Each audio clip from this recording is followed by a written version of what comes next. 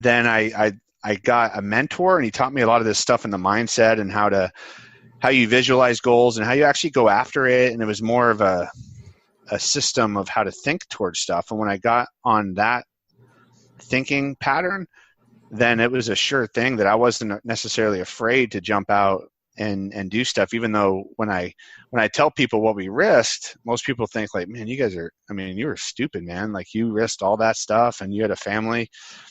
And maybe that's true, and I don't recommend people do what I did when I jumped into being an entrepreneur, but that's just what I did. That's our journey, and that's kind of our story. And, we created that.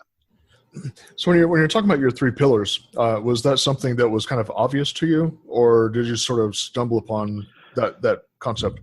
No. So the three pillars, I stumbled upon this probably in the last 6 months. So when I went through a phase while an entrepreneur recently, I mean, when I say recently, 2 years ago, when I lost, 80, 90, 100K, my whole world was caving in. I was getting defrauded, and it was all based on stuff. I didn't do anything wrong. I got defrauded. That being said, I take personal responsibility for getting in deals with some bad person, but it's not like I was just dumb and getting stuff messed up. So when I got through that long journey that just shook my whole world, we had, naturally when you have stresses with money and stresses with business, then you're going to have stresses with your spouse. And I mean, everything just dominoes. Sure. And so when I got through this, and I've probably been out of the woods for about 6 months now. So this is recent. I'm not sitting here like back when I was, 25 years ago, this happened. I mean, this just happened. I live every second of what I talk about. So these three pillars were, and I alluded to it earlier, but I shifted all of my strategies in my business. I changed everything from the issues I went through. And so time, freedom, and impact are just three things that are important to me. And that's taking control of my time. It's having freedom in my life. And when I say I'm inclusive of my family in that. Sure. And then impact is being able to be an influencer and being able to impact others, masses. It's, we're having this conversation, but maybe it will impact a few of your listeners. I mean, there's an impact element there that I actually care, and I enjoy sharing stuff and being vulnerable, because I think a lot of people, when you actually talk to people that are honest with you and they're raw, we all deal with the same crap. It's just packaged differently. Sure. It's all the same mindset stuff. It's the same, granted, I might have lost X amount, but someone else, maybe, I don't know, they had a death in the family, but it affects them. It's the same net it all affects people in their minds, and we have to get through those things. And when we learn how to get through those things, then you can get through pretty much anything, because you show me a successful person monetarily or with business that did it ethically and morally, and I'll show you someone that probably has at least one, maybe two or three stories of in their career, especially if they've been doing this for 20, 30 years, where, I remember back in 1985, man, I had to go bankrupt and lost everything. And you hear stories like that all the time from people they just never quit. They just kept going. Sure. You're right. I've seen cases where true entrepreneurs, they can be successful, and then while being successful, lose everything. And then it seems like almost overnight they build it back, because they look at things different. They process all of that different. They don't let the head trash get in and become a cancer in their own life. They're able to overcome that. And they have an education of what you could take away the tangibles, but they have this intangible thing that they learned over however many years. That's the education on whatever their niche is, whatever their deal is, plus the mindset. I mean, you can't, that those intangibles are worth 10 times more than anything tangible you have. Absolutely. So on that note, how would you describe your greatest strength to be? I would say it's being a strategist, being a visionary, being able to take very difficult concepts and break them down into easy, teachable, bite-sized chunks. I think I'm very good at that. Oh, cool. Cool. And on the flip side of that coin, what would you say your greatest weakness is then? Administration. um, administration. There, it's funny too, and being an entrepreneur, there's so many things you hate that you just have to do because you have to do it. And it's the organization, administration, doing the books, all that kind of stuff. It's just not, it doesn't jive with my mind, especially when I have a million things on my desk. Right. And so those are definitely, I would say that. And also I would say a pro is leadership, but a con is probably management.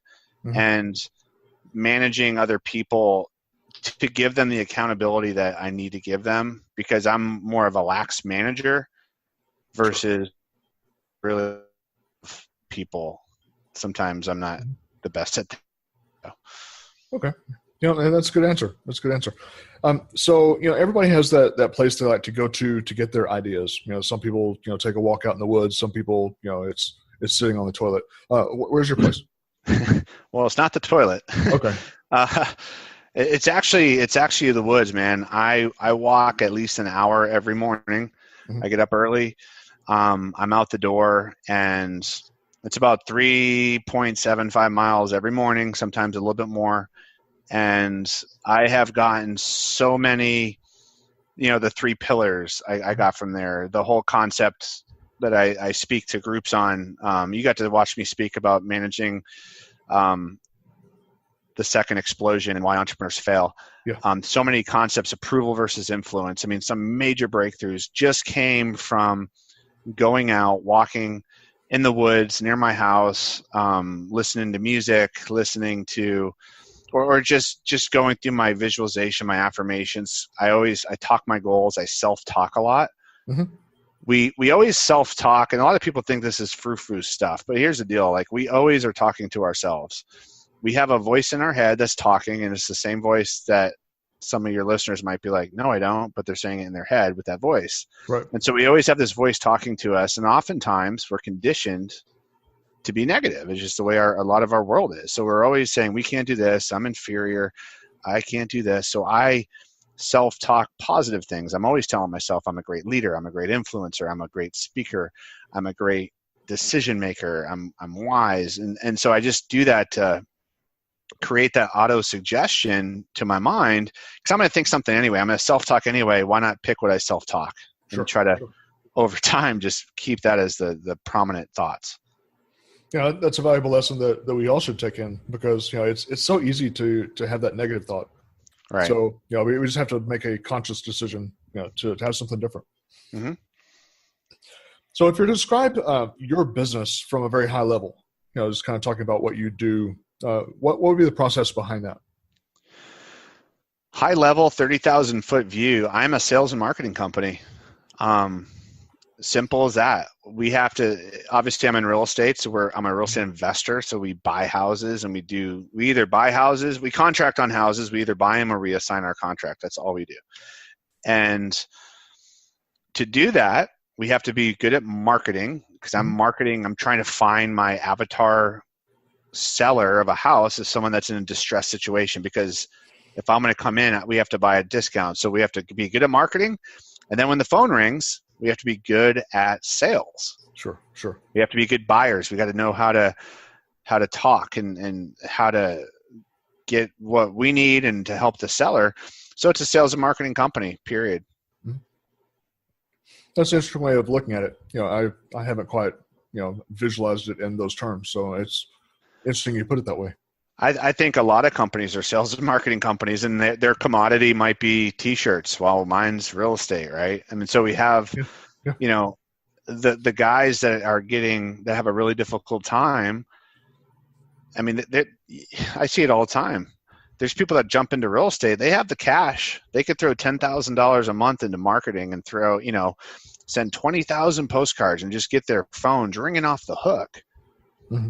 But they suck at sales. They suck at talking to people. Yeah. So if you spend all this money to get the phone to ring, and then when the phone rings, you don't know what to say, you're 50% of the way there.